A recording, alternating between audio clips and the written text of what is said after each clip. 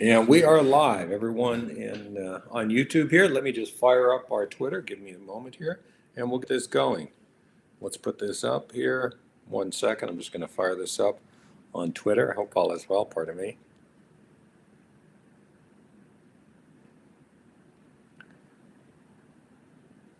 Well, the story is, as we all know, may you live in interesting times. And my, aren't these interesting times? So, live from London, Crypto Talk, and let's me put down the date.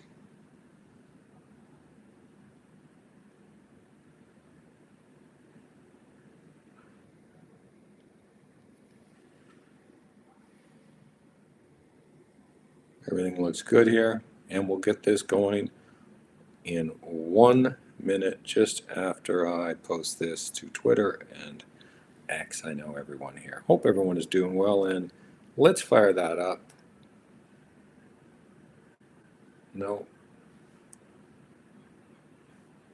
no, no. That was a mistake. Let's do this again.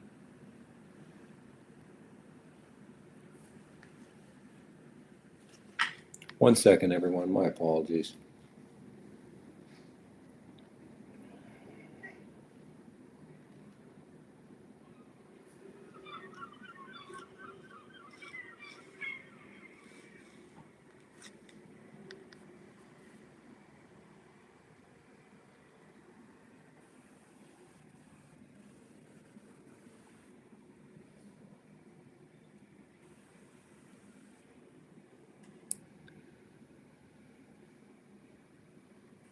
My apologies for the delay. I made an error.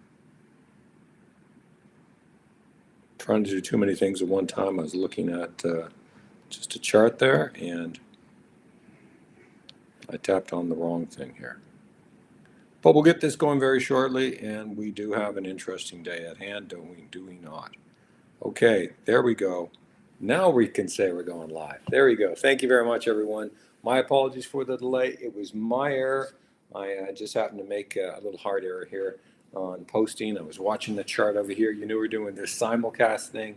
I think it works pretty good. So far it has, at least, and I hope everyone's enjoying it. So welcome, everyone, live from um, beautiful London, England. It's a sunny day, yet another sunny day here in beautiful London. And this is for Crypto Talk. I showed these yesterday. Aren't these the greatest things? I got these, what was it, 6, 7 years ago? I think so, something like these great coins, Bitcoin coins. You can store on it. It is, I don't know the grade of it as far as a vehicle for storage. I'm sure it's probably very, very low on the mint, but blockchain mint. But I love these things, fun little toys, and on that, I've got a couple of them, kind of fun. So again, it's our daily crypto talk here live from sunny London, England. A beautiful sunny day here. And I want to remind everyone, and of course, pardon me, this is for Wednesday, April the 9th, for all of the nonsense that you read online of something problematic and a difficult situations and London being very dangerous and all this stuff, it's all social media nonsense. Everyone wants to make their place sound like Shangri-La. And look, our cities have problems. London is extraordinarily safe, a wonderful city, very comfortable. If you're going to, I'm just a visitor here, that's all. If you're going to do business, bring your international business and people are coming from a variety of countries, come here. This is a great place. Don't believe all the nonsense that you read or see online. Every city in the world, every area in the world has less than desirable neighborhoods. London has been extraordinary for us. Okay, let's get this going. Pardon me. So, what are the things I really want to emphasize here? A gentleman I was reading on Twitter made an interesting comment, and I thought I'd probably interject on it. I hope it came across politely. Certainly, that was my intention. But he made reference of that he understands and believes that, in truth, that Bitcoin will survive the U.S. dollar. Going further, look, Bitcoin it's math. That's all it is. I can't tell you what the valuation of or the valuation will be at the end of the century. I know it will be a very scarce item and held by probably a very limiting amount, and that one would certainly believe. But that should be the assumption. It was the gentleman. He is he's with Bitwise. Bitwise does a wonderful job here, and it will. And as I said to him, a gentleman by the name, and again, I meant polite. Not many people have seen it. He certainly has not. A gentleman by the name of Jeff Park, and I mentioned. He said higher chance Bitcoin survives with $1 in our lifetime after today. I'm not sure that is wholly accurate. But that should be your base assumption in essence. Why you invest in Bitcoin to avoid the problems of centralization and grips that can happen. But Bitcoin, if I can think broader, more multi-generational, century wealth will endure. Adoption in some form will occur. I certainly believe the work that I and others are doing to inspire proper risk management in Bitcoin, adoption will occur by institution, and gradually that volatility, it will diminish, and it will diminish greatly. We're just in the early maturation phase of a form of money per se, and investors, in my opinion, need to manage risk. Now, if you've come here before, you understand that I've always said that this entire thing is more than just Bitcoin. Yeah, in 2012, a reading of Satoshi's white paper, I thought it was just rather amazing looking at this and the extraordinary aspect of blockchain technology. I said it's more than just blockchain. It is this technology. Years would come and go, and we had learned the names of decentralized finance. I don't think we knew that. I don't think that had even come to volition in 2012, that term. However, it would happen. And then later on, certainly much later on, really 5-ish years ago, we'd hear of Web3. Well, in my opinion, again, this is a matter of a matter of understanding. It's the technology. That's why I say that Bitcoin, in my opinion, will be of the sector the store of wealth. I do not foresee anything usurping that claim, but it certainly will endure. Altcoin market has the ability to really radically change our world, particularly in finance or the economy. And I liken it to, if you had a chance to invest in 1972 in Swift, would you? In the bricks and mortars, the picks and shovels per se, as Mark Yutzko, founder of Morgan Creek Digital Capital, would say, the picks and shovels, would you? Swift came into in 1973. So if you had the year before, would you able to? Certainly would be the case. I don't know of the altcoin market if there will be greater consolidation. If there'll be consolidation, we certainly saw a remarkable situation yesterday in Furl with, again, the good people, Chainlink and Adara, that keeps developing, and Ripple's acquisition on it made it a really dramatic event here. I think that there will be some form of consolidation. I can't tell you right now, but I do believe the altcoin market is prepared to advance and really take its mark in the future of of the future of finance. And really, the banking of today is not the banking of tomorrow. It is the banking of the past we've been stuck in really for far too long, and we need to advance. There's some things within our society, our banking structures, and if you looked at, say, for instance, how out of date some of the software that the firms use, and you can identify that through some of the fines they get from say, for instance, the SEC, it's rather extraordinary. It really relates down to it that they're using outdated approach. This isn't 1973 anymore, but would you have a chance? And that's the way I like to look at it. So right now we're at a very interesting point when it comes to Bitcoin, and obviously, and actually the entire alt market. I'm sorry, I should put it that way. We really got to look at this in a broader picture. Now, first of all, it's impossible for me not to mention to you what's going on in the general markets. Equity markets are rolling over. Obviously, this has to do with some very, very dubious political policies. I'm not going to debate politics from you. I'm here to make you money, and for that matter, I want to emphasize, money made is money kept. Wealth is to be accumulated, not given back. Wealth accumulation, wealth preservation. That's my reason here. I'm trying to give back something to the community, have a little bit of fun with this, and also teach people of maybe my generation or those more attuned to traditional finance of the enormous opportunities in DeFi. Decentralized finance has been grossly misunderstood, and people really don't really quite conceptualize it, what it is.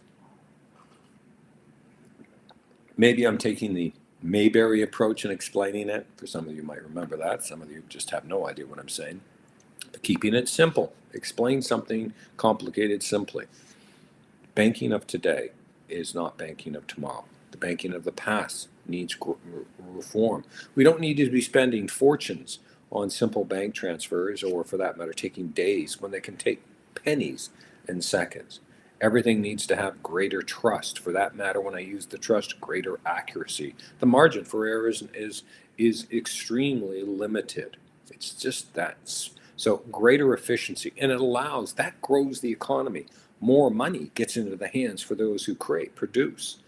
We can fund great operations around the world as opposed to paying 20 different middlemen. And as we start looking at supply chain crunches and start realizing how money gets distributed and the fallacy of how people think of tariffs starts to unravel, maybe you can see how DeFi can really generate a greater economic impact and development going forward. But we're in that early stage now. There's still a lot of things to happen. And when I say DeFi and decentralized finance, remember, one of my roadblocks right now, the advancement on centralized finance or decentralized finance, is that they're attempting to centralize it.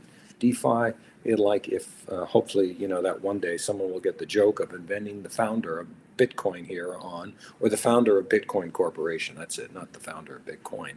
That would be something, wouldn't it? But the founder of Bitcoin, or the CEO of Bitcoin. That's right. Here, exactly. It's supposed to be decentralized, not the domain of one place. Not it. I'd like to see certain regions of the world have a great spur investment into decentralized finance in the areas. That's a wise choice for politicians to make, but not a capital. There is no capital. The capital is really, if you want to call it, the technology. It's everywhere. It's everything. Okay. So what I'm looking at right now, obviously, we're looking at this market, and we watch this market peel back horribly. And we, at the time of just after the election results, I said I believe this market is prone to a peel back to the S&P to 4,800 to 5,000. I did so for a variety of reasons, and that was after obviously the president was elected and the results came in. But I said 48 to 5,000 is on the table, and these are the things that you want to be proven wrong with. Now, what's interesting is the pullback did not come, or the pullback I considered was not basically a self-inflicted wound. That's what this is. It's very much self-inflicted. And this market is prone to some wild whipsaws here. But we're back in that range. Yesterday, the market continued to puke off. The S&P continued to puke off near 80 points, 79.48 to close at 4982.77, with NASDAQ peeling off over 2%, 335.35 to 15,267.91. And in pre-market, certainly with the increase now, China's rebuttals, and the market's trying to fight back the China's rebuttal to more and more tariffs, we're looking at another pullback. Now, if our politicians, and remember, just before you think I'm political right or left or whatever you want to think of, I believe in people, not politicians. I unilaterally short politicians. I want to be very clear on that. Okay? The more politicians talk about how much in favor they are of crypto, the more I go like, my gosh, this thing's never going to take off. I got to short the heck out of this or see if there's a way for me to short. I short politicians. I want to be clear with that. The more politicians tell you to buy Ethereum or whatever they might be, the more that I think that I've got to sell Ethereum, right? Or everything else. They are what cramping down this market. The genius of, there's my little Ethereum coin. Isn't that just a neatest little thing? I love these toys and gadgets. The boys won't be boys. So the market right now is fighting a lot right now. Crude oil is right now telling a recession is coming. It's most likely. The self-inflicted wound has worked. They're puking the market off to get the rates they wanted. They don't care anything about your retirement fund. They do not. So now we have to watch if there is a disconnect. Okay, a disconnect from Bitcoin with basically NASDAQ. That's what it's been. It's been for many a year a simple common proxy play. We could look at NASDAQ, we could create all these interesting proxies with NASDAQ, and there's some beautiful ones that we've done where we get the maximal, theta graph. Sorry for some terms that you might not be accustomed, but that's what we're really doing, trying to capture volatility, the maximum amount. So last Friday, when NASDAQ puked off hard, we noticed Bitcoin didn't. And that was the first time. Did the decoupling occur? Well, that's when we touched that 75,000 base that I've been talking about Bitcoin. Remember, January 25th, I said Bitcoin was going to, based upon my December numbers, and no, I didn't release them publicly until January 25th. I mentioned to my investors, I just didn't feel the need to tweet of that nonsense, but 25th, my apologies, but I did. It was coming back, and this is when Bitcoin was 106,500. I said it was heading to 75,000, to a lower probability of 70,000 before starting that next move to treble over the next year. 105,000 gives me confirmation it's onward and upward to say approximately 240,000, but it has to decouple. Now, the market is facing a good recovery right now in futures, as we have 13 minutes ago. Looks like we're having a sideways and contain action, i.e., the Dow looks like it'll close open, off 280 points, nothing, and NASDAQ may be actually up, and the S&P looks sideways and contain immaterial amounts. Obviously, the big rush is China sells treasuries and they move into gold. We've got gold up nearly $83. Soaring has been up a little bit higher, but $83. With silver up over 2%. Silver's still the most most beaten down and underappreciated asset in the world. Up 64 cents. Remember, the silver depletion is real. So if you're going to build your sats, okay, if you're going to build your sats, Bitcoin. Also, I would suggest you stack those silver bars hard and go to gold. Have a portfolio that builds wealth that will last forever for you, your loved ones, for the rest of your life and their lives. So as gold is moving here and the market we're waiting for the disconnect. And now this is interesting. Will the disconnect on Bitcoin continue? Because what we have right now, does sound like I'm working into a Cool Hand Luke reference here, is a failure. No. Bitcoin hasn't endured a recession. We have a recession most likely coming. Our politicians brought that on us. It's hard to believe, but most likely we have a recession. We may already be in one, to be quite honest. That's something for the matter to debate, but we have to be concerned. Now, what we want to see is a continued move up. Bitcoin looked like it was advancing, but it's slowly. This is creeping along. But if I look over the last 24 hours, it's been a tough road. For the most part, the sector and our altcoins. Remember those altcoins. I have 10 altcoins plus Bitcoin and Ethereum, and they're all materially heading lower.